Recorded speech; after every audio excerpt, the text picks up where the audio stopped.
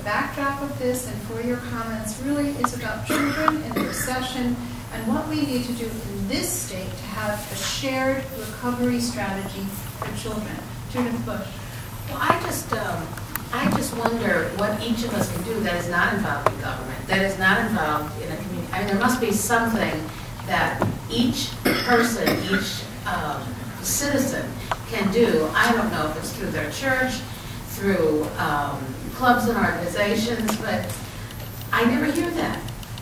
I never hear what I can do, not as a member of the Commission on Children, but I'm sorry, I forgot your name and I cannot see it. What can I do? What can my neighbor do? I will talk to you after this, but there are groups all over the state. There's literacy volunteers, there's all kinds of boys and girls clubs, there's big brothers, big sisters, there's all kinds of opportunity to do mentoring to children and things within your church or other places, but there are many, and I will get you a list. Thank you so much. Thank you so much.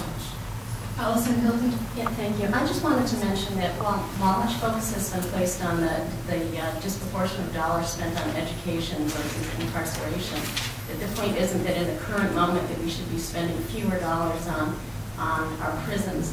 And in that regard, I would like to recognize and underscore that Commissioner Lance and Deputy Commissioner Marcial have done an extraordinary job in trying to infuse educational and positive, constructive social programs into our prisons to enable those prisoners, when they leave, to be potentially more successful, and recognize that part of the reason they're there is that in the first place we didn't spend that money on education. So the thrust is to spend the money on education now so that in the future we won't need to spend that much on prison, but that now those dollars are well spent. Thank you. Laurie Simon. I would like to thank the panelists for making a presentation that was as dramatic as we have heard. And I think that includes Representative Day. I think the question before us that's absolutely essential to address before we leave is not only what we can do in our own communities in terms of providing help, but what can we do as 75 or 100 people in this room to get the message to the people who have to deal with this crisis today, yesterday. And I would urge you, encourage your colleagues to go into the neighborhoods that you've described, because it's impossible not to be affected by an experience like that. And I think that we all have to work very hard to encourage those policymakers, both in the executive and legislative branch, to make themselves fully aware and feeling exactly what this crisis is all about, so that choices can be made that are considered, that are rational, that are humane, that are ethical, and that are absolutely essential to the future of this state. One of the things that we want to make sure of, and that kept coming up with the different speakers, is that the impulse to simply cut a percentage across the board doesn't make sense, and that what we need to do is, in an in-depth way, look at, one, where dollars can sort of come out of the cracks, and two, to look at what is proven and what will be the best investment in very hard times. And three, to make sure that we look at the impact of increasingly hard times on children and what that means longitudinally for our workforce, for costs, and for families. So we are very interested in making sure that we maximize the opportunities of the Obama administration, that we are fully aligned with each initiative that is emerging from Congress, so that as things begin to turn, we are ready to receive them and we don't lose 3 to 5 years, and that we make sure that we are buffeting the winds in some cases.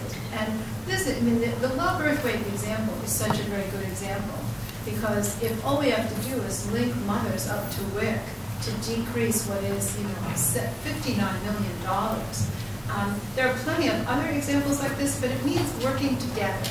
And it means that we have to stop being Democrats and Republicans fighting, or different departments that don't work together, or different sectors that don't work together.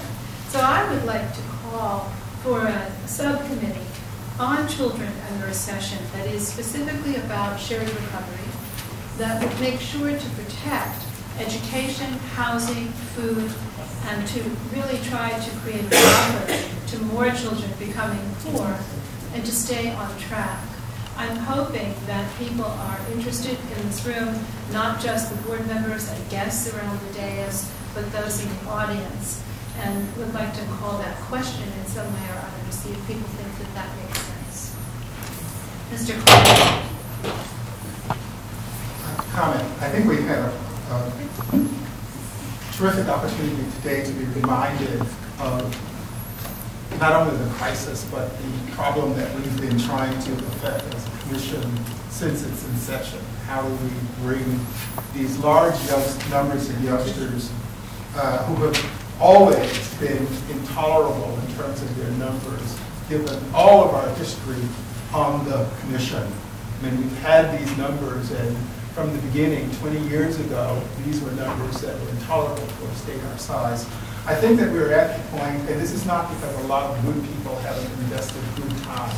I think that we're now at the point where we're ready as a nation, and certainly as a state, to realize that if we come out of this recession, and we will come out of it as a different state.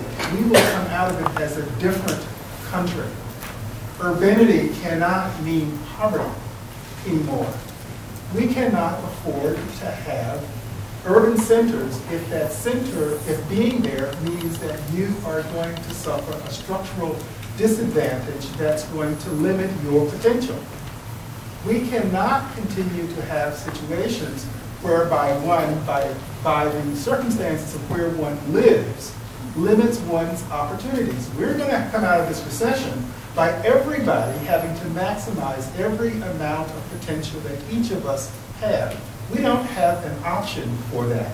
Business will go where the people, where the work opportunities are. If they're not here in Connecticut, they will go other places.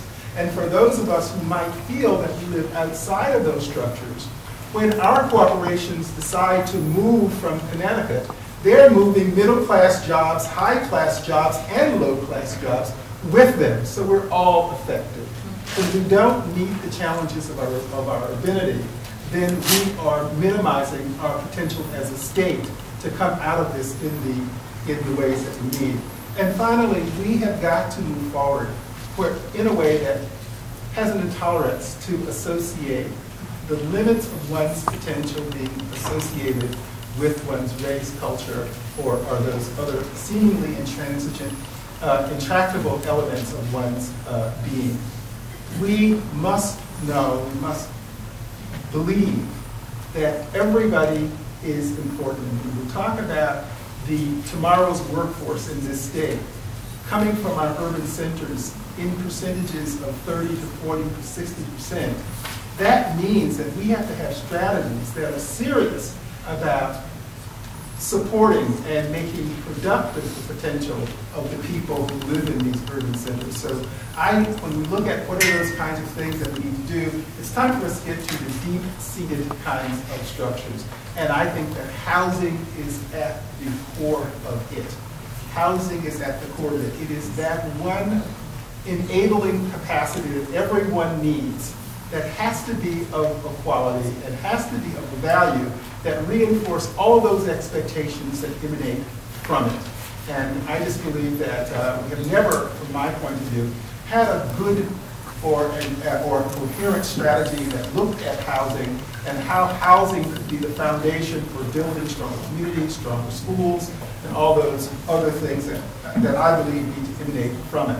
I assume that the appropriate shared responsibility for the situation of the schools, not for justification, because there are reasons for what we see in urban situations, but I think it's time that we all work together in new ways to make sure that these deep-seated conditions that limit our young people and our communities' growth to be overcome. Thank you very much. You can hear from the comments that we have the potential now to be walking into yet another sort of Katrina, or to be revamping and restructuring government as it looks now. and to change what we do.